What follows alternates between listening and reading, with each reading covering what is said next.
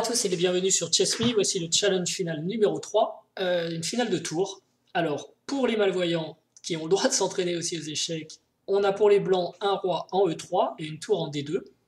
Et pour les noirs, on a un roi en C5, un pion en H2 et une tour en H1. Alors, c'est une finale de tour qui peut se présenter dans la réalité. On a un roi noir qui est un peu loin et un pion H2 qui est très avancé. Clairement ici les blancs jouent pour faire nul, ils ne peuvent pas espérer gagner, au mieux ils pourront essayer d'aller attraper le pion H2. Donc il faut ici avec les blancs au trait essayer de jouer pour faire nul. Alors vous pouvez mettre sur pause, je vous rappelle, il faut calculer la variante du début à la fin, il ne faut pas dire c'est facile parce qu'on a deviné le premier coup, il faut tout voir, et si vous n'y arrivez pas, je vais donner un indice après. Commencez par réfléchir maintenant et mettez sur pause. Si vous n'avez pas trouvé, je vais vous donner un indice. Ici, les noirs, en fait, menacent tour E1 échec, suivi de H2 dame, qui paraît quasiment imparable si on laisse faire l'échec. On peut essayer de rapprocher le roi pour limiter les dégâts, mais il y a quand même tour F1 échec, roi prend F1, et H1 dame.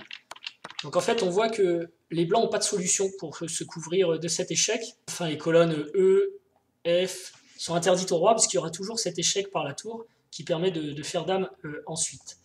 Ce qui veut dire que pour le roi, il reste en gros, la case D4 est interdite, il reste en clair deux coups, roi D3 ou tour E2, pour éviter d'avoir un échec par la tour noire, ou encore tour C2 échec. Donc on n'a que trois coups possibles avec les blancs. Sachant que si vous vous lancez dans les échecs, il faut être sûr de pouvoir aller au bout des échecs et pas se retrouver le bec dans l'eau sans échec. Et de même, si vous cachez le roi, il faut essayer de voir si il faut revenir en arrière. Donc comment vous allez réussir à prendre ce pion. Donc l'indice, c'est ça, il faut mettre le roi à l'abri des échecs et prendre le pion. Du coup, ça risque de pas être trop possible. Donc il faut connaître une position de nul de nul théorique que vous allez apprendre sinon. Donc je vous laisse réfléchir et ensuite je vais donner la solution. Donc vous pouvez à nouveau mettre sur pause pour réfléchir. Ok, donc je vous donne la solution.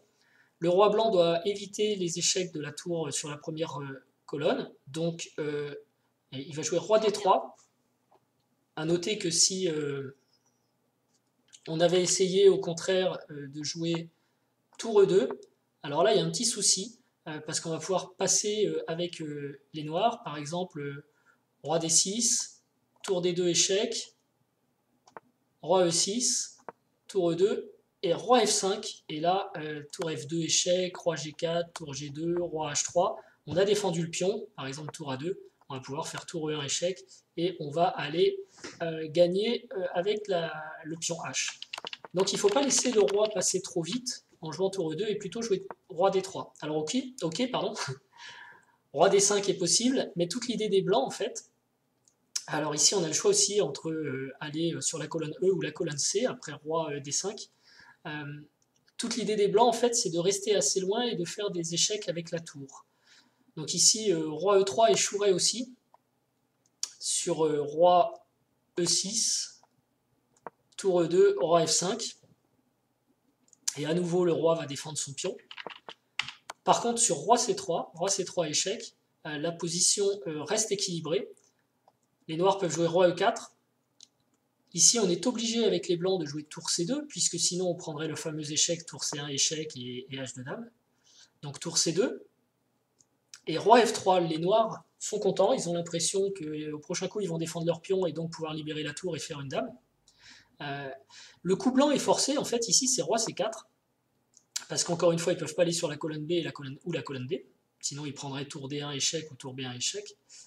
Roi G3 défend le pion, mais on a ce petit échec qui devient possible, tour C3, échec, et qui maintient l'égalité. Pourquoi? Soit les noirs se sauvent vers leur camp, donc par exemple avec roi G4, et on peut revenir tour C2, c'est un statu quo en fait. La tour est toujours pas libérée, la tour H1 de la défense du pion H2, et on va répéter sans arrêt la position. Ou bien, sur tour C3 échec, les noirs essayent de venir attaquer la tour, donc ils peuvent jouer roi F2, tour C2 échec, roi E3, ou roi C3. Ici, pas possible de progresser, donc le roi noir doit à nouveau repartir vers son pion. Roi F3 et roi C4, c'est la position qu'on a vue avant. Alors il a peut-être une autre possibilité aussi, c'est... ben non, du coup il n'en a pas tout de suite. Si on reprend la position où le roi est en G3 et la tour en C3, on peut avoir roi F2, tour C2, roi E1. Mais roi E1 échoue sur tour C1, échec. Et cette fois, c'est peut-être les blancs qui vont gagner. Bon, les noirs peuvent a priori... sont pas forcés de jouer en E1, et ils peuvent a priori revenir en E3, et à nouveau on joue roi C3 à chaque fois que le roi est en E3, et la partie est nulle. Voilà, j'espère que ça vous aura plu, j'espère que vous aurez réussi à calculer. Je vous rappelle, il ne faut pas trouver le premier coup, il faut calculer toute la variante, donc c'est très dur, ça demande du temps, utiliser un échiquier ça peut aider, et je vous dis à très bientôt pour le challenge numéro 4. Ciao.